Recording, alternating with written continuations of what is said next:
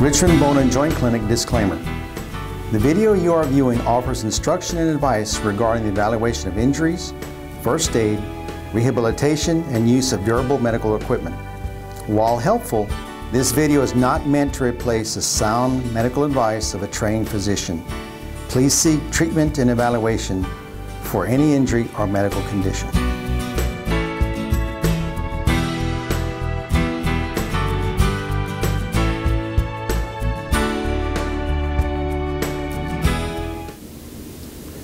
Welcome to RBJC.com. In this segment, we like to discuss basic finger injuries. As people are more physically active, they're out and about doing things, catching balls, kicking a soccer ball. Sometimes you run into another athlete in a basketball game. So what we're going to talk about is some simple, basic injuries. Now, these aren't ones where you have a fracture, where there's an obvious deformity of the bone, great deal of pain.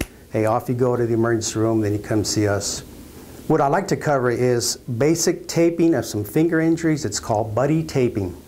What happens is sometimes the fingers are struck on the end.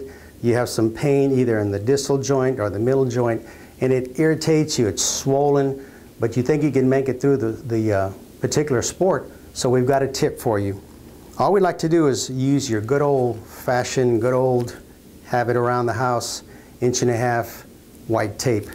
All you're going to do is simply tear it in 2 strips, and then you attach it. Before we get into showing you how to actually buddy tape your fingers, let me show you a couple of injuries that you need to be aware of. Number one is called a boutonniere deformity, and that's when you strike the edge of the finger, and what happens, your finger will actually look like this. It's very sore and very painful, and it's very hard to extend your finger. That, unfortunately, is a visit to our clinic.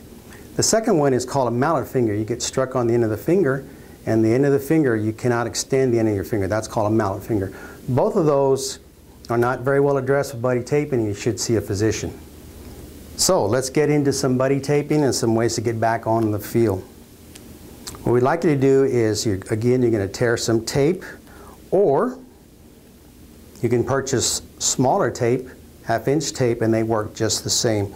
And it can also work on sports where you wear gloves. If you're slipping on a glove and you want to protect that finger, you can actually tape on the outside of the glove. So what you're doing, the key to buddy taping is that if it's this finger that's injured, you're going to use the finger next door to provide support for that finger. So every time you move the uninvolved finger, you'll move your injured finger also, and it will help you get back your range of motion and keep you in the game. So let me show you a quick way to buddy tape your fingers. Whatever tape you're using, we'd like you to support the injury above and below that particular joint. And this is the most common joint that's injured, so you want to apply the tape below it.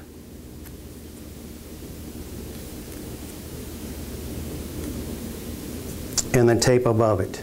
So what you have there, again, if this is the involved finger, this is your uninvolved finger, every time you bend, the other one comes with it. So it's a great way to provide comfort and support as you stay physically active.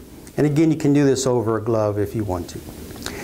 Now that we've discussed how to do it, let me kind of give you a couple of more safety tips. Number one, never ignore pain. If the pain is more than you can tolerate, obviously you should seek the medical advice of a physician.